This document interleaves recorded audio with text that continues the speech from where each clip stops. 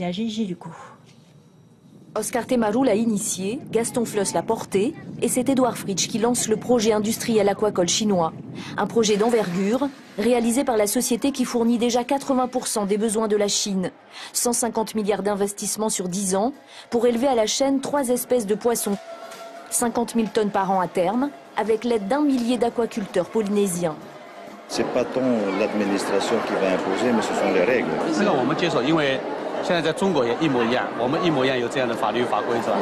bien sûr, nous acceptons ça, toutes vos règles, toutes vos dispositions et lois. Parce qu'en Chine, c'est la même chose, ça s'améliore.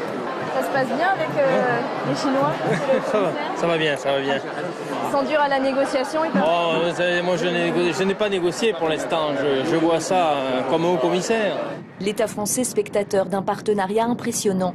39 hectares de terrain loués gratuitement aux investisseurs chinois pendant 10 ans. Des investisseurs exonérés de taxes à l'exportation et à l'importation et d'impôts sur les sociétés. En échange, Tahiti Ocean Foods promet 300 emplois permanents et 400 pendant les 2 ans de construction.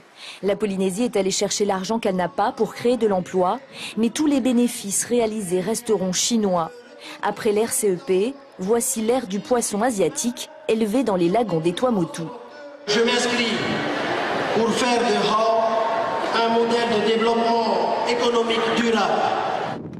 La société chinoise fournira tout, des alevins jusqu'aux 2800 cages d'élevage en lagon. Une dizaine de cadres polynésiens seront même formés à Shanghai. Tout cela selon les investisseurs en respectant les règles de protection de l'environnement. Nous voulons respecter les normes internationales et les amener en Polynésie. Nous allons ouvrir des partenariats localement avec les centres de recherche installés ici. Tout ce que l'on va faire sera transparent et donc pourra être contrôlé par n'importe qui. Le gouvernement rassuré sur la sincérité des méthodes grâce à l'association Amitié France-Chine qui garantit la fiabilité de la société.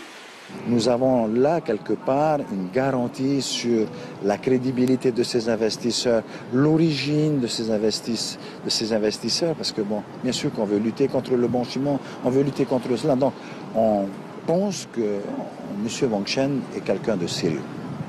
Les éleveurs polynésiens, eux, s'interrogent encore. Quel sera l'impact d'un élevage intensif sur le lagon ?